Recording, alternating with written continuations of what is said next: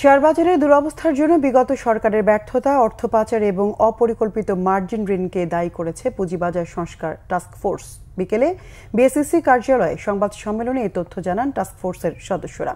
Margin ঋণ নীতিমালা সংস্কারের প্রস্তাবে টাস্কফোর্সের সদস্য এএফএম নেসারউদ্দিন জানান, মার্জিন ঋণের জন্য পুঁজিবাজারের কমপক্ষে 10 লাখ টাকার বিনিয়োগ থাকতে হবে। ঋণ পেতে নিয়মিত আয়ের উৎস থাকার বাধ্যবাধকতাও জুড়ে দেন তিনি। জানান, পুঁজিবাজারে বিনিয়োগের 6 মাসের মধ্যে মার্জিন ঋণ পাওয়া যাবে না।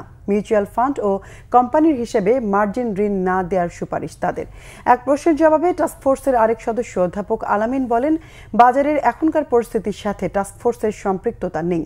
সরকার ও বিএসইসির অযাচিত হস্তক্ষেপ এবং 15 বছরে অর্থ পাচারের কারণে পুঁজিবাজার দিন দিন খারাপ হয়েছে বলে জানান টাস্কফোর্সের সদস্যরা।